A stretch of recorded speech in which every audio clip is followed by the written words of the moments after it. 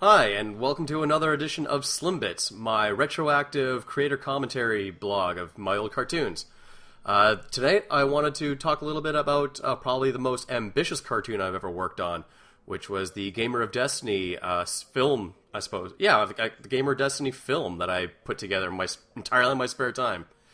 So pretty much the most remarkable thing about Gamer of Destiny to me is how much I really didn't want to do it. Not because I didn't like the idea, or I thought I wouldn't have a lot of fun making it, but because I knew how much work it was going to be to realize the idea and full vision I had for it. And I kind of had an idea of how well it would go over too. But that's like kind of getting ahead of myself. The real story of Gamer Destiny starts way back in my high school days, like at least the fall of 2003. I was introduced to the world of Flash animations by a high school friend of mine. He and I were big fans of the Homestar Runner cartoons, and inspired by those, we decided that we were going to make an animated web series based on a set of comics I made in my spare time. That would later go on to be my Buffoon and Company series, but again, that's beside the point. But the plan was simple. I'd create the characters and write, he'd animate, and we'd collaborate on the voice acting. We never finished our first episode. We were high schoolers, so we had exams, working jobs, girls, other things to occupy our time. And, I most likely would have lost interest in ever working in Flash had I not enrolled in art school after I graduated from high school. I don't know if it was being surrounded by like-minded creative folk, but the bug just never went away.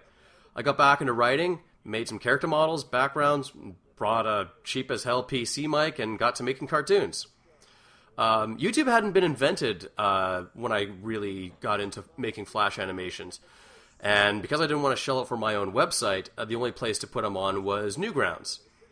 So based loosely on my ideas from my old high school comic strips, I decided I was going to make cartoons entirely my own. They were okay. They were not greatly well received, and I was cutting a lot of corners with the animations, but I enjoyed doing it, and I was really proud of myself for making original content, on the internet. I was following in the footsteps of the Brothers Chaps, the creators of the Homestar Runner cartoons I love so much. Newgrounds at its time was incredible. It was a free-to-access site where people could just upload their Flash animations for people to either give positive reviews or negative reviews. And, you could share a space with immensely talented animators, but it also was very welcoming. Well, it wasn't super welcoming, but it was also not very intimidating for newcomers to post their stuff onto Newgrounds, and it wasn't unheard of for stuff to be incredibly well received and, rocket to the top of the front page for the Daily First Place Award. And that's sort of what I wanted to do. And I was always very proud of myself for being one of the animators on Newgrounds who would release original content, stuff that was based on my own characters and jokes that I would just write myself. And, there was a lot of copyrighted music in my older stuff, and I think that was sort of the claim for a lot of people who were just starting out on Newgrounds. But all in all, I am incredibly happy with the way most of my stuff turned out, and even though it didn't set the world on fire, I did attract an audience, and that was really cool for someone in my position at, however old I was when I was doing it. I was entertaining the world, which is what I had always really wanted to do with my cartoons. But one thing that always kind of stuck out with me was how, as proud as I was of my cartoons and as good of traction that they had been getting on their own, my original content was losing out to someone making a video game parody. They just weren't being 100% original with what they were making. And I'll be the first to admit that I'm not the greatest animator in the world. My Flash animations are a way for me to convey a lot of the writing that I have that can probably only ever be done in animation.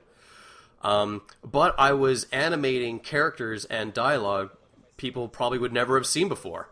And the original stuff was losing out to, a Sonic the Hedgehog sprite animation where Sonic and Tails were cursing a blue streak. And, not a discredit to the people who spent time making them, but it just wasn't original in my eyes. And I kind of got disheartened by, after all the Buffoon and Companies and the original Kilroy cartoons I've been making, I I thought, like, there really isn't a point to this if the only thing that's going to get up on to Newgrounds is just a bunch of video game parodies. So flash forward like a couple of years later, and I was talking to an animator friend of mine, and she asked me when I was going to release my next Flash cartoon. And I said, I stopped doing those. Why? They're so good, she said, being nice. And, they're very good. They're just not very popular. And, she was right. And I just replied, I guess I got tired of all my cartoons getting overshadowed by ones that are all about video game references. And so she said, so why don't you do that? And what followed then was like a laundry list of all the things I hated about video game reference cartoons. How they always featured existing characters out of their element instead of the animator creating new ones. Or how the references were always way too overt and from only a handful of games. How they were all about action and not about the characters. And I just said, that's just not what I would do. So she said, so do one your way. And that was pretty much the spark for Gamer of Destiny. I said, fine, challenge accepted. If the only thing people are interested in is watching our video game references, then I was going to give them the best damn video game reference fest I could possibly make. I figured it would be completely different from the stuff that I had seen before. It would be a character-based story full of pathos and structural themes, or at least what I thought counted as pathos and structural themes when I was like a fledgling guy in his 20s. But the references would be too numerous to count, and they'd run the gamut from distractingly noticeable to so subtle that only diehard fans would notice. And it was going to be a full-length movie, featuring proper voice actors, a soundtrack, and the best animation I can muster. Because I felt the only way I was going to dedicate myself to more cartoons is if I set out to make it unlike anything else I had done prior to this, up to this point. I just wanted to have fun with it, and I think I had a blast doing it. So now that all that's taken out of the way, let's talk a little bit about this series. So before I go into a lot of the creative decisions and some backstory on the characters that maybe didn't come across that well in the actual final product of the movie, I thought I'd talk a little bit about the production and how I actually went about making a movie. So, the technical process of making Gamer of Destiny was really nothing to write home about. I used Adobe Flash for the animation and art, Premiere for the editing, Audacity for the sound mixing, and a Rock Band microphone to capture audio. Those are perfectly fine tools for fledgling or beginner animators, and they served me well though these many years. No, the more interesting story, I think, is how an average fellow like me was physically capable of making a 2-hour animated movie.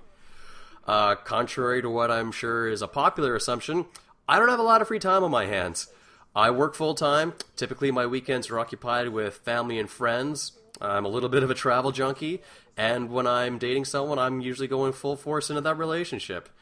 But I've always been very good at time management.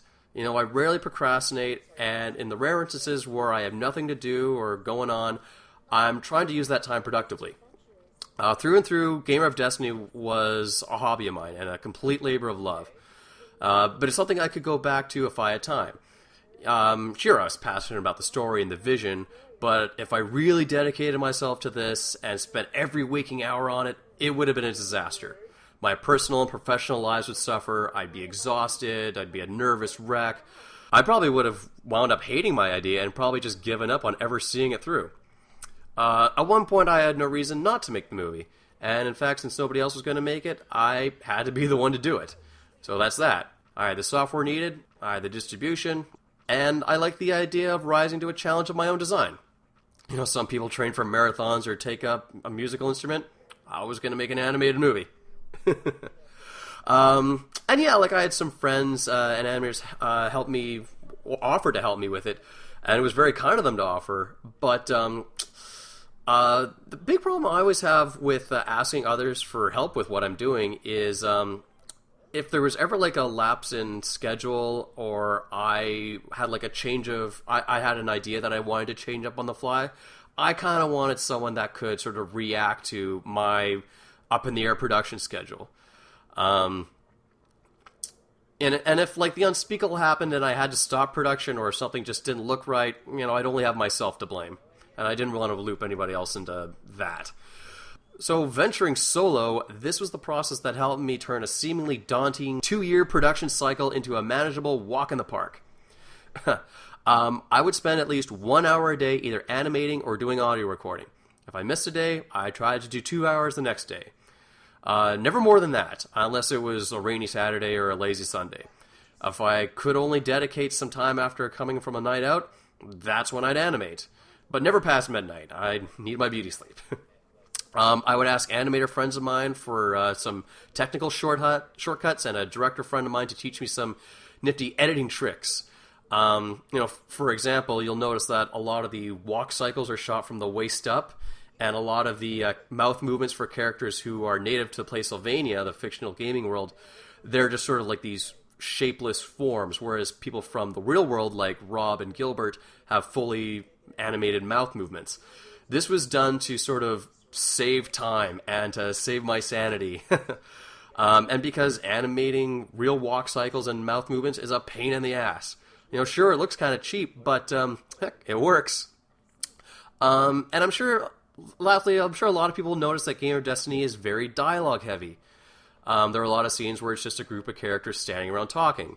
And while they say that, with writing you want to show, not tell, but A, dialogue is my bread and butter. B, talking scenes are way easier for me to animate than action scenes. And C, I try to structure the body language and expressions on the characters so that it can convey what was going on in a scene without really relying too heavily on audio. It doesn't really excuse a wordy film, but, points for effort. I was making a movie completely on my own and learning how to do it as I went. I think it turned out fantastic. So, going forward with these SlimBits on the Game of Destiny series, I will talk more about the character designs and the character origins and stuff like that. But for this first episode, I wanted to give a little insight on the how and what of Gamer of Destiny. So take care, and I will chat with you guys again.